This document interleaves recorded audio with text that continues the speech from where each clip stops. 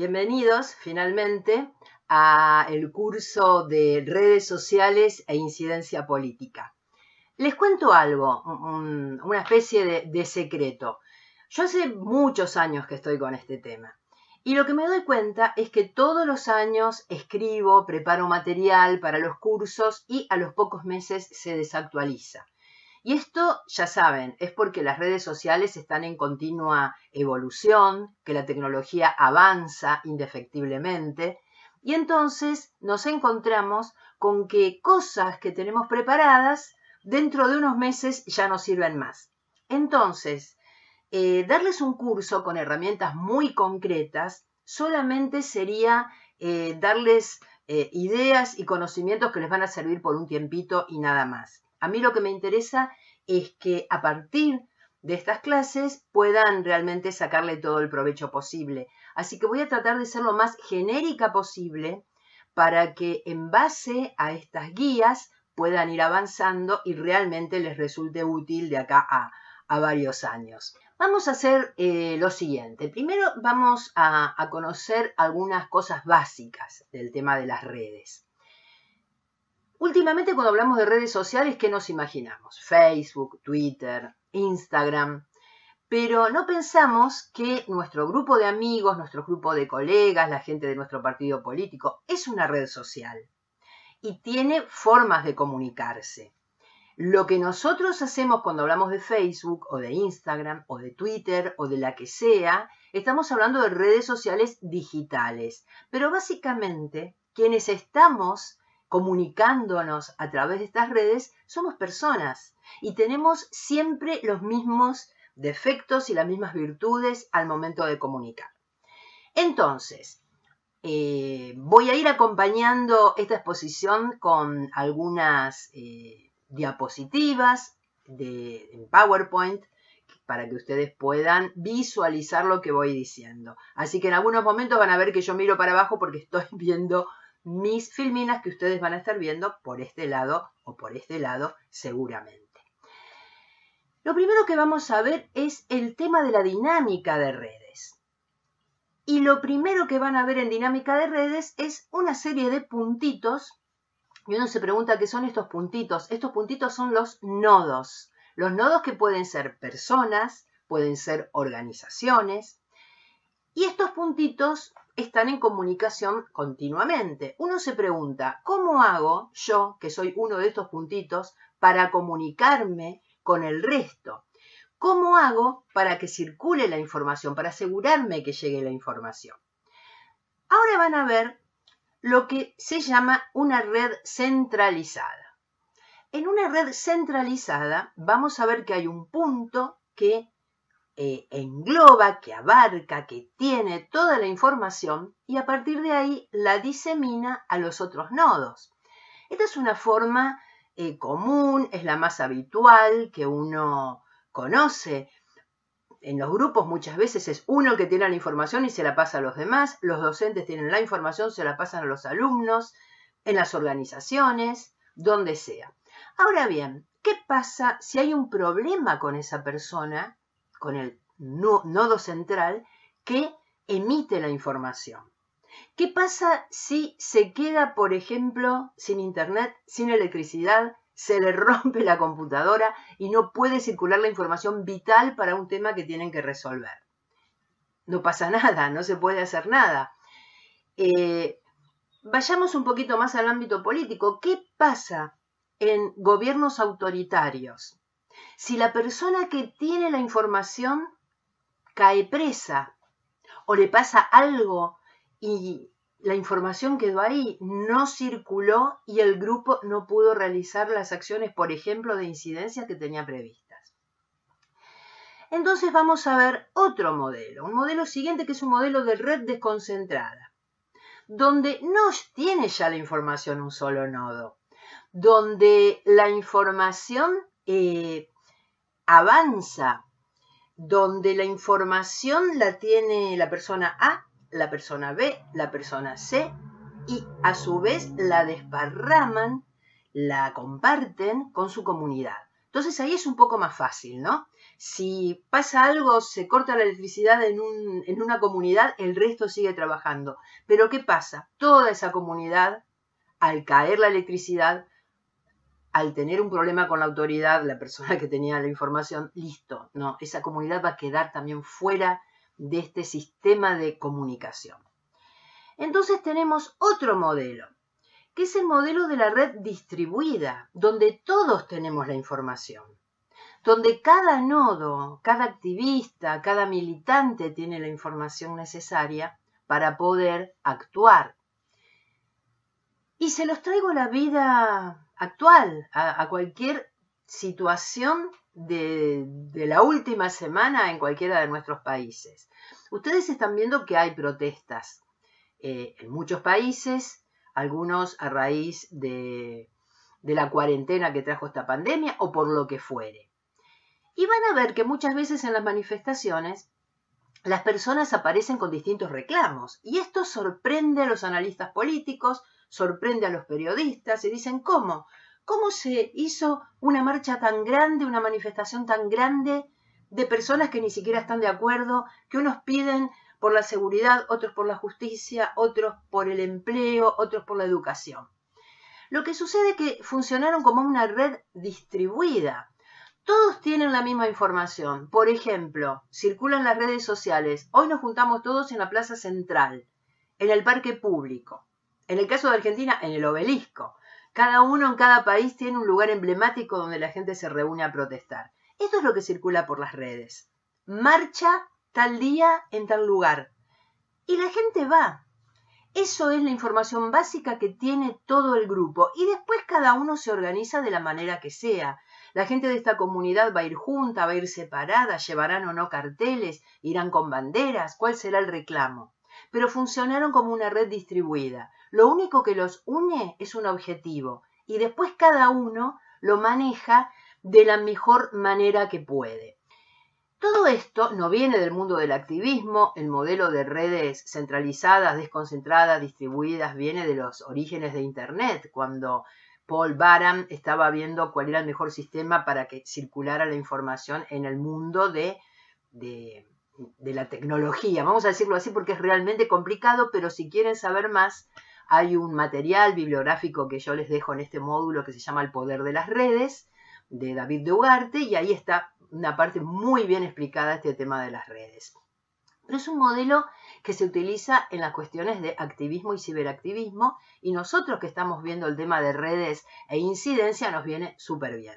Entonces, acá tienen los modelos. Fíjense ustedes cuando están organizando una campaña de incidencia, cuando desde su partido quieren comunicar algo. ¿Qué es lo más conveniente? ¿Que yo me guarde toda la información y se la vaya pasando a cada uno? Si es importante que nuestro grupo tengan todos información y la vayan manejando en sus comunidades, o le damos la información básica que queremos a todos y a partir de ahí empezamos a funcionar. Les doy un ejemplo bastante cercano, pero que tiene ya unos años, que es el caso de la campaña de Obama. Obama generó su equipo de campaña un sistema que realmente era muy útil porque cualquier militante del Partido Demócrata podía armar una campaña en su distrito de manera muy sencilla, porque uno ingresaba a My Barack Obama o My Obama, no me acuerdo bien, yo en ese momento me había abierto una especie de cuenta en esa red que habían armado para ver cómo funcionaba. Y ahí estaba la información básica que cualquier militante necesitaba si quería llevar adelante la campaña del Partido Demócrata. Básicamente estaban los discursos, los temas principales, si uno quería hacer flyers o pancartas o lo que sea, estaban los modelos. Y bueno, y lo organizaba, porque los datos principales, lo que todos tenían que tener, estaban ahí. Y después cada uno lo organizaba. Es una forma de empoderar a la gente, de hacerla parte de una campaña, de hacerla parte de un proyecto. En el mundo de la sociedad civil se utiliza bastante este tipo de metodología. Llevada al campo político es súper interesante, porque ahí sí estamos hablando de verdadera participación política. Le estamos dando a la gente las herramientas para que pueda apropiarse del mensaje de un partido y poder facilitarlo. Porque ¿qué nos pasa? A veces a nivel partidario los discursos, lo que se habla en el partido, cuesta un poco que el común de la gente lo entienda. Me pasa a mí, que también soy militante de un partido, que lo que se habla a veces en el partido político, cuando uno lo comenta con la gente que no está en política, a veces nos miran como diciendo ¿de qué está hablando? Bueno, lo importante de poder distribuir la información es que nosotros podamos, cada uno, transmitirla a nuestro entorno en el lenguaje y en los términos que la gente lo entienda. Esto es lo importante. Entonces, este es el primer paso a entender. Más que saber usar Facebook, Twitter y la mejor foto de Instagram, aprendamos cómo circula la información a través de distintos modelos de redes. Y yo acá en el PowerPoint lo que les pongo son algunos tips para que se acuerden, cuando no quieran estar viendo este video y quieran repasar, puedan ver las cosas, ¿no? Nuevamente, repitiendo esto, ¿cuáles son los 3 patrones de red que se han identificado? Centralizada, descentralizada o desconcentrada y distribuida. El patrón de red distribuida es justamente lo que yo les decía, que une a los miembros de distintas maneras y tiene una gran resistencia si se produce una ruptura, porque si yo tengo un problema de comunicación, seguramente la persona que se comunicaba conmigo va a poder por otro lado gerenciar este tema de circular la información. Bueno, después tenemos que las redes centralizadas y descentralizadas a veces se confunde la organización de la representación con la organización de la acción colectiva. ¿Qué queremos decir con esto? A veces desde un partido político se decide que vamos a, no sé, a marchar todos por tal tema, tal día. Bueno, ahí estamos. Nuestra organización decide hacer algo y lo organiza. Distinto es la acción colectiva que vamos a realizar. ¿Por qué? Porque en cada distrito, en cada ciudad, en cada comunidad puede organizarse esta acción colectiva y llevarla adelante. No necesariamente todo tiene que estar pensado desde un nivel central. El nivel central puede decir, hoy todos marchamos, hoy todos hacemos un plantón, hoy todos vamos a reclamar, o hoy vamos todos a apoyar tal medida, y luego en los otros niveles, en los niveles locales, se pueden organizar las acciones colectivas concretas. Después hay una definición un poco complicada, pero que a nivel teórico la van a encontrar, que es la de las redes hipermediadas de acción colectiva, que son estas que yo les estuve explicando de una manera mucho más sencilla. Pensemos otro ejemplo, el ejemplo del Ni Una Menos. El Ni Una Menos era una gran red distribuida porque en distintos países las mujeres se unieron en marchas y en distintas convocatorias contra la violencia de género, pero una gran red hipermediada. ¿En qué sentido? ¿Por qué decimos hipermediada? Porque todo circulaba a través de las redes sociales, los mensajes, los hashtags, las convocatorias. Entonces había una especie de circulación de la información macro a través de las redes, pero cada grupo se organizó de manera diferente en cada localidad, en cada país, en cada comunidad, cada organización. Fue una gran convocatoria, cada uno, los distintos grupos se apropió de ella gracias a esta hipermediación de las redes sociales. Ahora bien, tengamos en cuenta, cuando estamos por comunicar, por diseñar una campaña, que tanto Twitter como Facebook como Instagram crean una ilusión de participación. Esa no es la participación. ¿Por qué? Porque muchas veces creamos un evento en Facebook, o se creaba. Ahora las generaciones más jóvenes, los grupos más jóvenes, es como que Facebook lo tienen un poquito más de lado, pero supongamos que estamos utilizando Facebook y creamos un evento. Muchas veces la gente por compromiso, por quedar bien con nosotros, van a poner asistiré. Entonces nosotros creemos que van a venir 3.000 personas a mi convocatoria y terminan viniendo 50 o 10. También nos pasa en los cursos y en las charlas que damos ahora por Zoom o que pueden hacerse en cualquier plataforma. ¿Qué es lo que sucede? Las personas a veces, para quedar bien, dicen que van a ir o se anotan o porque piensan que van a tener tiempo y luego no pueden asistir o no pueden participar. Y nosotros creíamos que íbamos a tener una gran convocatoria y una gran asistencia. ¿Por qué? Porque una cosa es a través de una red social, con un clic, con un like o escribiendo, es mucho más fácil que salir de la casa, organizarse para trasladarse a otro lugar y participar. Entonces siempre hay que tener en cuenta eso, que acá tenemos una ilusión de participación, de interacción. Cuando estamos en persona a veces es más difícil decir las cosas. Hay gente que en las redes se atreve a decir un montón de cosas que no se atreve a decirlo en persona. Entonces, todo eso tenemos que tener en cuenta. Y también falta el contexto.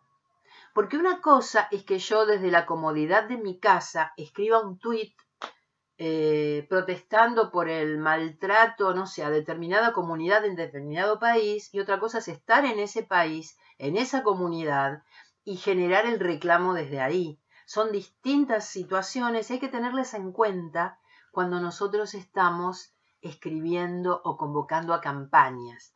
Tenemos que ponernos en el lugar, ser empáticos, pensar qué es lo que está viviendo esa persona.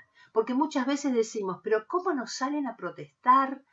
¿Cómo no vienen a esta reunión tan importante? Bueno, porque las circunstancias de esas personas le impiden poder hacer lo que nosotros en las redes sociales nos parece a veces tan fácil.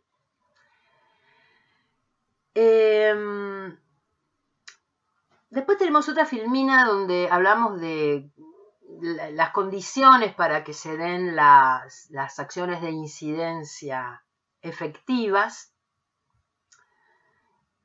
Y llegamos a la que a mí me interesa, que es necesario contar con una estrategia. La estrategia fundamental. Parece algo tonto, algo que todo el mundo lo sabe, pero cuando nos ponemos a conversar por qué fracasó una campaña, es que no hubo una estrategia. Es como que salgamos todos a tuitear. Salgamos todos a poner un posteo de Facebook, a cualquier hora, de cualquier manera, pensando que eso va a resultar en una acción de incidencia. La estrategia es mucho más que eso. En una estrategia tenemos que tratar de combinar tanto acciones analógicas como digitales. ¿Y esto qué quiere decir? No todo el mundo tiene una computadora, no todo el mundo tiene un teléfono inteligente, y aunque lo tengas, a veces la conectividad es muy mala en los distintos países. Entonces, esto es lo que tenemos que tener en cuenta primero. Cualquier acción digital tiene que tener su correlato en el formato analógico, en la vida que llevamos habitualmente fuera de la pantalla. Si nosotros vamos a hacer una convocatoria, tratemos que de alguna manera la gente que no accede a Internet se pueda enterar. También hay un error bastante común y es de lo que estuve viendo últimamente. Cuando uno quiere que se involucre en una campaña gente adulta mayor, que no tiene idea cómo manejar Zoom. Bueno, hagamos un curso por Internet para enseñarle a usar Zoom. Hola, la gente no tiene el conocimiento, la habilidad ni la predisposición, muchas personas, a manejar herramientas digitales. Entonces no le podemos dar un curso para que pierdan el temor a través de Internet.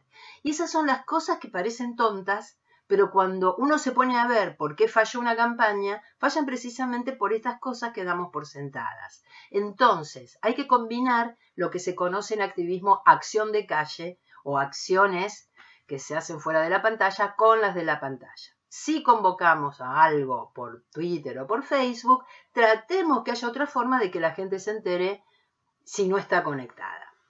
Esa es una de las cosas en el tema de las estrategias. Y tenemos que basarnos, como dice aquí también en otra diapositiva, en los datos de conectividad. ¿Cómo es la conectividad? ¿Cómo es el acceso a Internet en tal lugar? Yo puedo hacer toda una convocatoria o una conferencia utilizando Internet si esta gente no se puede conectar. Ese tipo de cosas hay que tener en cuenta cuando queremos hacer incidencia. Podemos diseñar una campaña hermosa con los mejores flyers y con las mejores historias para Instagram, pero la gente no tiene forma de acceder y bueno, no sirvió de nada, pero hicimos la campaña. Esa es la idea. Cuando vamos a hacer la campaña, entonces, tener la estrategia. La estrategia. Primero, ¿qué acciones vamos a combinar? Acciones de calle, acciones analógicas, digitales. ¿Cómo es la conectividad en este lugar? ¿La gente tiene acceso? ¿La gente tiene cierto dominio de la tecnología? ¿Cuál es nuestro público? ¿Es público joven? ¿Es público adulto? ¿Es público adulto mayor? Y también es importante cuando estamos diseñando la campaña pensar a quién va dirigida. Porque si hablamos de partidos políticos vamos a ver que hay gente que es indiferente. Hay gente que no le interesa ni este partido ni el otro, nada. Son las personas que en los países donde es obligatorio el voto van a votar porque es obligatorio y si no es obligatorio no votan y realmente no tienen una pertenencia o una simpatía por un partido en especial. Después está la gente que es simpatizante. Uy, me gusta este partido, los voy a votar. Me gusta tal persona de ese partido. Después tenemos los afiliados. La persona que no solo no es indiferente, le caen simpáticos los candidatos o le gusta la ideología del partido, sino que además va y se afilia porque quiere darle cierto apoyo al partido. Y después tenemos los militantes, la gente que, además de ser afiliada, destina horas de su día para hacer acciones dentro de su partido, distinto tipo de acciones, ya sean de capacitación, de actividades de campo, algunos obviamente llegan a ser candidatos. Entonces tenemos distintos públicos a los cuales queremos llegar con nuestra campaña, desde el indiferente hasta el militante. Y después tenemos los opositores. ¿Por qué les digo esto? Porque en la estrategia que tenemos que diseñar, tenemos que pensar el mensaje a quién lo dirigimos. Un error muy común es pensar que todos nos aman, que todo el mundo tiene nuestra idea, entonces ponemos y vamos por, qué sé yo, por tal política pública y apoyamos tal tema, al diputado tal. Ponemos este tipo de mensaje en las redes sociales. Y le pedimos a nuestros amigos, a los afiliados, a la gente de nuestro grupo político que le dé like, que lo retuitee. Entonces tenemos, en el tiempo, si uno analiza las redes sociales, siempre los mismos 30 likes, los mismos 30 retweets, que son los de nuestro grupo, a los cuales les pedimos, chicos, por favor, denle retweet, denle like. Y además ustedes saben que está algo que se conoce como el algoritmo.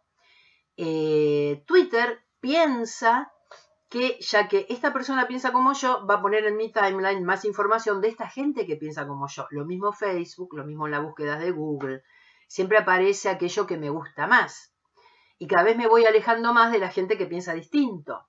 Entonces, no creamos que lo que nosotros ponemos lo lee todo el mundo. Lo lee todo el mundo que está en esa burbuja informativa que se creó. Por otro lado, tenemos que tratar de convencer a la gente que no está convencida del mensaje que queremos dar. Entonces, tenemos que pensar que hay gente que es indiferente. Bueno, llamemos la atención con nuestro mensaje a esta gente para que empiece a ver, ¿qué dice tal partido de tal tema? Después otra cosa, tratemos de ver la gente que es simpatizante, pero que todavía no tiene un compromiso fuerte. Tratemos de llegar con nuestro mensaje para que quiera hacer algo más. Lo mismo al opositor.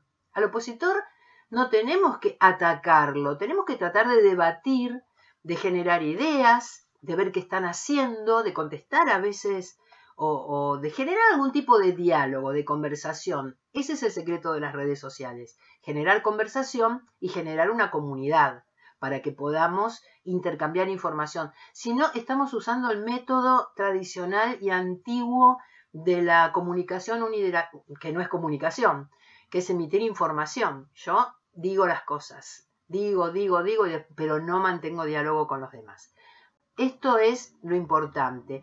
Y como dice, ahora van a ver, o no sé si ya están viendo la diapositiva, que dice que una estrategia online, para que sea efectiva, tiene que combinar los recursos de las distintas plataformas. Por ejemplo, yo puedo poner en Twitter una especie de introducción a un tema, tirar un titular, algo, y lo puedo desarrollar más en las otras plataformas. Además, las stories son bárbaras para estas cosas, las historias, porque uno puede contar el backstage de lo que está pasando, de la organización de una campaña, de lo que pasó antes de un discurso, lo que pasó después. Hay muchas cosas que podemos hacer. También, bueno, las campañas tienen que aprovechar los rasgos distintivos de cada red social, fijarnos también al target. Ustedes vieron que en Facebook está la gente un poco más grande, así que ahí podemos llegar con un mensaje diferente. Ahí sí se genera muchas veces conversación que dura más tiempo, porque uno escribe una cosa, alguien lo comenta, un amigo lo ve y vuelve y comenta y va y viene, que no es lo mismo que pasa en Twitter, que es más efímero.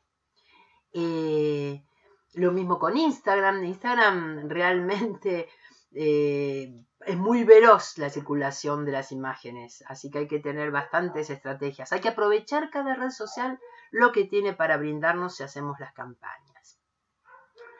Y así llegamos al tema de storytelling, de la narrativa. ¿Y por qué es esto importante? La comunicación política tradicional era que el candidato, el político, quien fuere, daba su discurso y listo. No sabíamos qué pasaba abajo. Y por lo general eran discursos, en Argentina lo llamamos de barricada, ¿no? Esos discursos así poderosos, potentes, pero más o menos todos con el mismo formato. Los discursos que la gente más se acuerda son aquellos que los movieron a algo, que movieron su emotividad. En el tema de storytelling lo que se busca es justamente de narrar cosas, contar una historia. La gente es como que se engancha más cuando le contamos una historia. Una cosa es que yo diga, y van a comer 100.000 niños gracias a este plan, a que nosotros contemos la historia de una comunidad donde los niños no tienen alimentos y que gracias a esta política social ahora van a tener sus padres un ingreso y entonces van a poder tener una mejor alimentación. El relato, no el número, la persona. Cuando nosotros logramos que la gente se identifique con el mensaje porque le pasó a alguien, porque me pasó a mí, porque es algo que lo veo a diario, es distinto. De eso se trata el storytelling. Si ustedes se ponen a ver, hay en esta diapositiva está cómo el storytelling afecta nuestro cerebro. Parece algo del futuro, pero es así. Cuando ustedes se ponen a ver los libros de neurociencia, te explican el funcionamiento del cerebro, en dónde impacta determinada información, qué palabras son más resonantes. Y eso es muy importante y se está estudiando mucho ahora para que el mensaje realmente le llegue a la gente. Porque si yo cuento una historia con la cual la gente se identifica, el cerebro empieza a segregar una serie de sustancias químicas que afectan distintos aspectos del cerebro.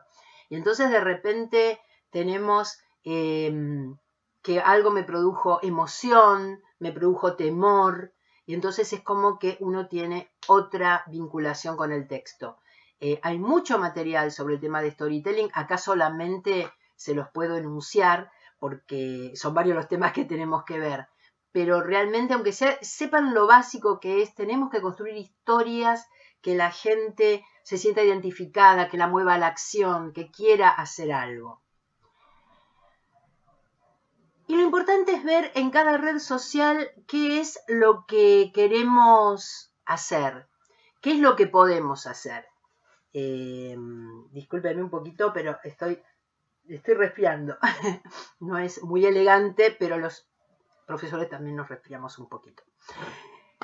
Tenemos que ver, cuando hacemos este storytelling, esta narrativa, qué es lo característico de cada red social, qué podemos aprovechar. Ustedes vieron que Facebook tiene unas características, Instagram tiene otras. Lo mismo LinkedIn, que yo sugiero fervorosamente que empiecen a utilizar LinkedIn porque a muchos no les gusta. Y realmente el grupo que pueden convocar o que pueden atraer a través de LinkedIn es un grupo de profesionales, de gente experta en determinados temas, que les interesan determinadas temáticas y es muy importante. De repente, si ustedes están hablando de algún tema, de una política pública, si bien lo trasladan a las redes sociales de una manera de impacto, en LinkedIn lo pueden desarrollar de una manera más profesional, más técnica, y entonces van a tener otro tipo de público que va a apoyar ese proyecto. Ustedes vieron, los que están en LinkedIn, que tiene un formato similar, la forma de interacción a Facebook. Se van a sentir que están interactuando en Facebook, porque ¿qué hacen? Ponen un posteo, suben una foto, suben un video, hacen comentarios, le dan like, no le dan like. Es más o menos el mismo formato. Es otro el público, son otros los comentarios. Y les digo que realmente los profesionales que interactúan, yo interactúo mucho en LinkedIn, consiguen realmente vínculos muy importantes. Así que no lo descarten en sus estrategias de campaña.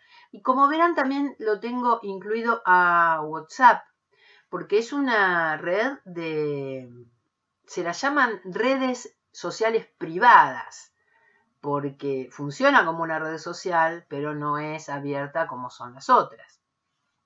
Y hay muchas estrategias.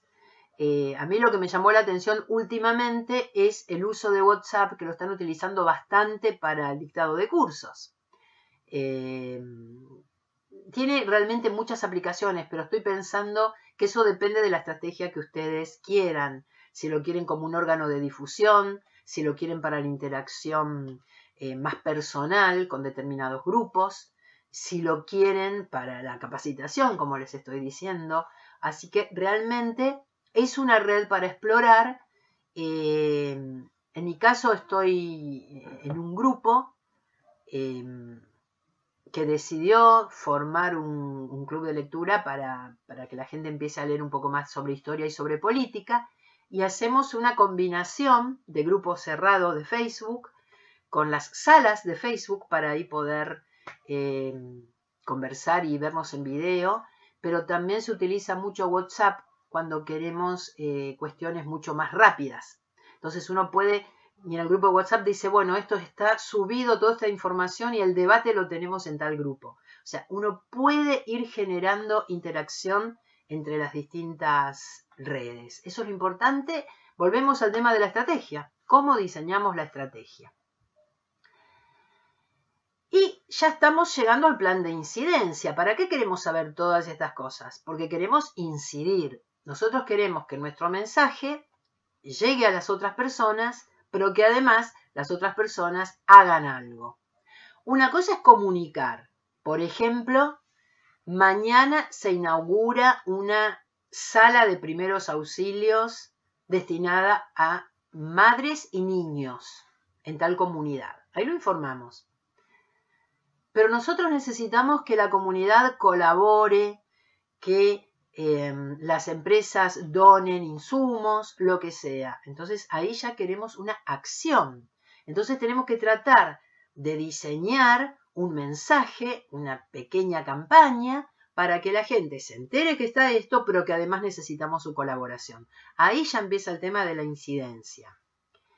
Entonces, cuando vamos a incidir, lo que necesitamos saber es exactamente cuáles son las acciones ¿qué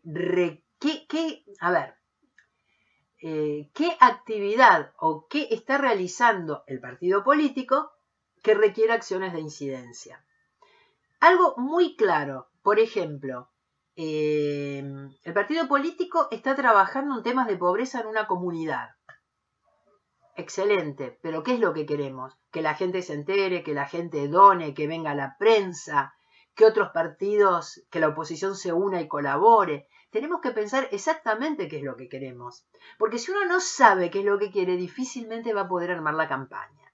Entonces, primero tenemos que saber cuál es el tema respecto del cual queremos hacer la acción de incidencia. Después hay que analizar los actores sociales que están involucrados. ¿A quién quiero llegar? Es lo que yo les decía hoy. ¿Al opositor? ¿Al simpatizante? ¿Al afiliado? ¿Al militante? ¿Al indiferente? ¿A los empresarios para que donen? ¿A los profesionales de la zona para que colaboren brindando servicios, creando un banco de horas para gente que quiere ser voluntaria?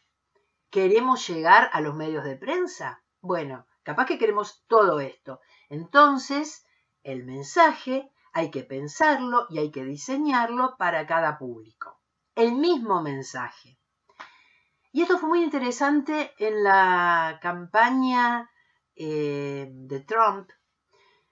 Y si ustedes ven algunos videos y algunos materiales que hay sobre cómo se diseñó en esa campaña cada mensaje para que el mismo tema llegara a distintos públicos, es muy interesante. Porque, por ejemplo, nosotros podemos querer publicitar el tema de esta sala de primeros auxilios, como les decía, para mamás y para niños. Entonces, puedo llegar con ese mensaje a las mamás y decir, señora mamá, desde la semana que viene está a su disposición este centro cercano a su casa, bla, bla, bla, bla. Podemos querer contárselo a los empresarios. Entonces, señores empresarios, necesitaríamos su colaboración, como lo hacen siempre, para que nuestra nueva sala de primeros auxilios cuente con más recursos. Podemos comunicárselo a la prensa y a los medios le vamos a dar más información, más fotografías, le vamos a dar contactos para que puedan hacer entrevistas.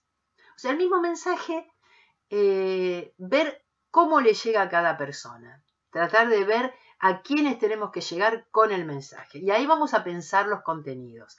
No es lo mismo un mensaje si queremos llegar al público de 17 a 20 años que si queremos llegar a una persona de 55.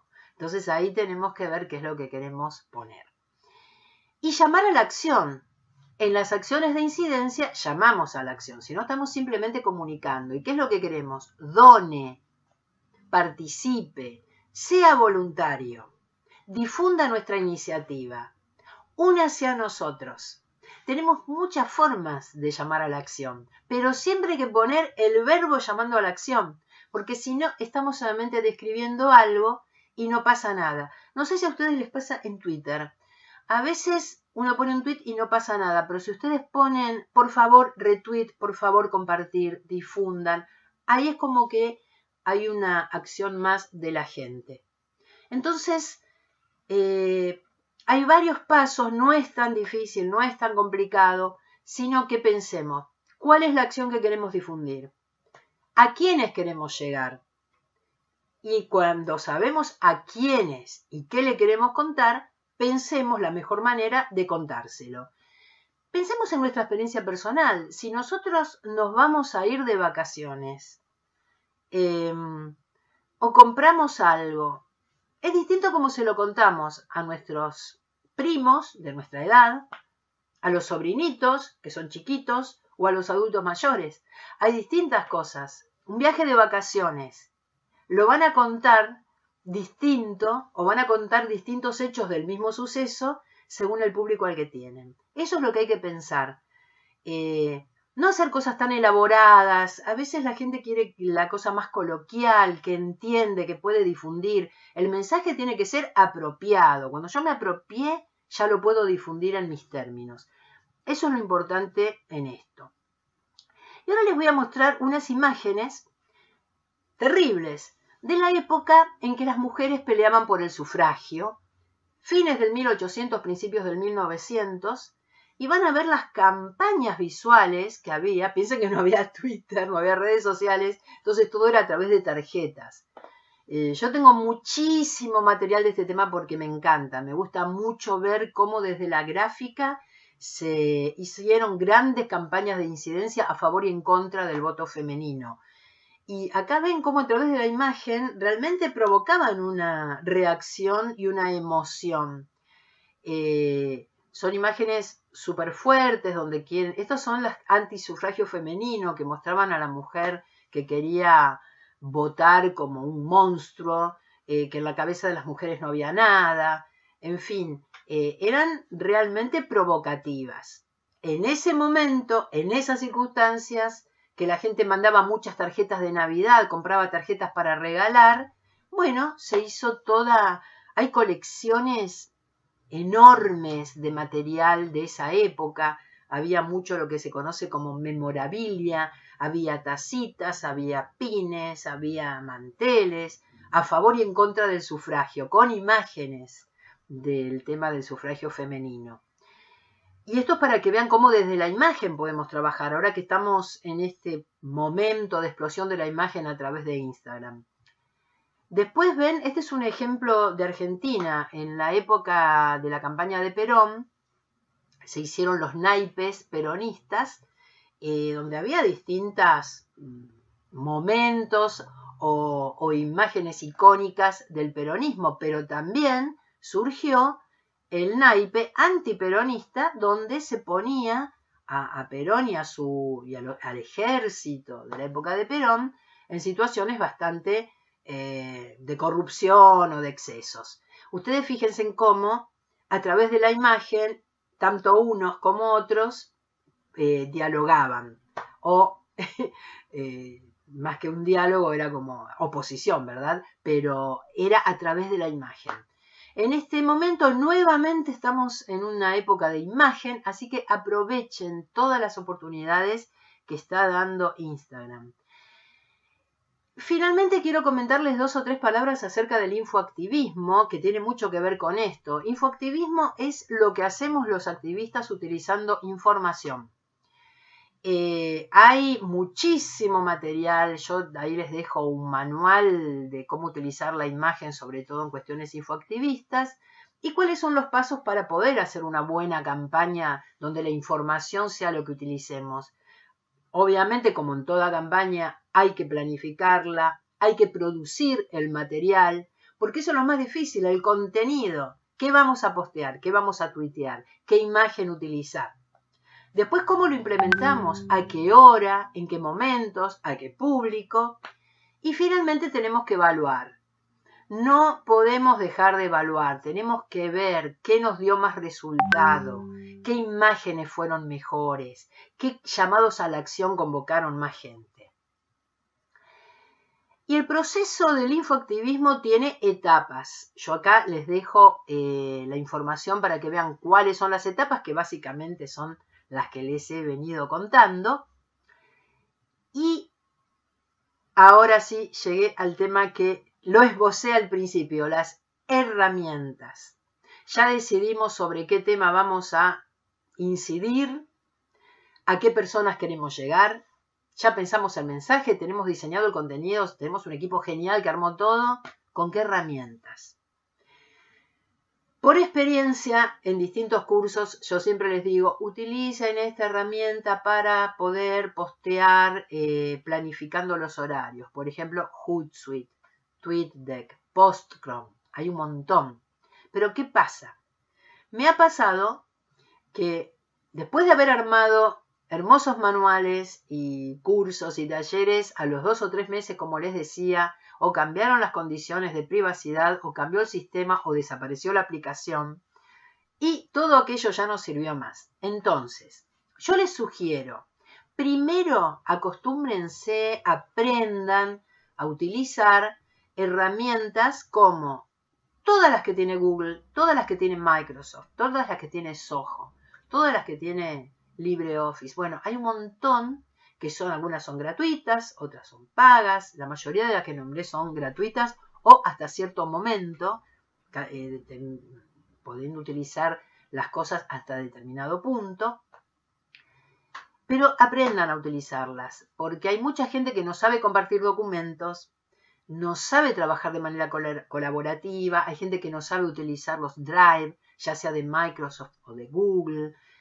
Hay libretas que uno puede compartir como OneNote, Evernote, hay montones Entonces, en vez de empezar a darles aplicaciones, esta y aquella que desaparecen, primero tómense el trabajito de tomarse, no sé, 1 hora a la tarde, 2 horas, y ver todas las herramientas que trae Microsoft, que las tienen también en Internet. No es necesario que las descarguen.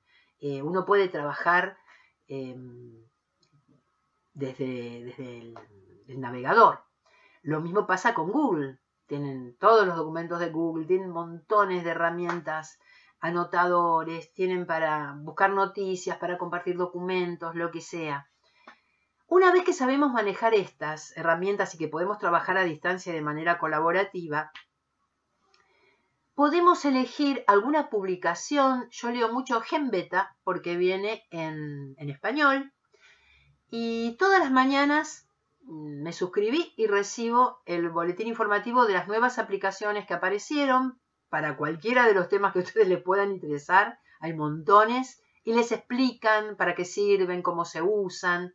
Entonces, conociendo las herramientas básicas, como les dije, de trabajo colaborativo, más estar suscripto a uno de estos boletines que les cuentan las novedades en el mundo de las aplicaciones y de las redes sociales, pueden estar actualizados y armar su propia estrategia. Yo les digo la verdad, desde hace muchos años, desde que empecé con el tema de la tecnología a fines de los 90, que todos los días le dedico 2 horas a la mañana, antes de empezar mis tareas habituales, a estudiar estas cosas nuevas que van llegando. Yo estoy suscrita a montones de revistas, pero les recomiendo GenBeta porque es una forma de empezar sencilla, amena, fácil de entender, en español, y ahí van a tener todas las aplicaciones que van apareciendo. Y ustedes deciden, esta me sirve para Instagram, esta para Facebook, con esta puedo programar. Les cuentan si hay actualizaciones. Eso es lo importante. Por eso yo digo, un solo tip en el tema de herramientas, actualización continua. Y de esa manera van a poder diseñar una buena campaña. No es una campaña profesional, estamos tratando nosotros de empezar. Y además es importante, si ustedes saben lo que quieren, después se lo pueden transmitir a la persona que lo va a realizar. Si ustedes no saben lo que se puede hacer y lo que quieren hacer, difícilmente lo van a transmitir. Entonces, esta es una manera de comenzar a navegar este mundo de las redes sociales y la incidencia. A mí me gustaría que ustedes reflexionen un poquito en esto, a ver qué es lo que más les costó, qué cosas querrían saber un poquito más. Me lo pueden comunicar, lo podemos ver un poquito más en extenso. Y van a tener algunas actividades en el foro. Así que no lo vean como ¡ay, qué obligación que tengo de hacer esto!, sino que es una oportunidad de aprender, de equivocarse, de corregir, de pensar y de esa manera apropiarse de una herramienta. Me encantó haber estado compartiendo este momento con ustedes y espero que les haya sido de utilidad.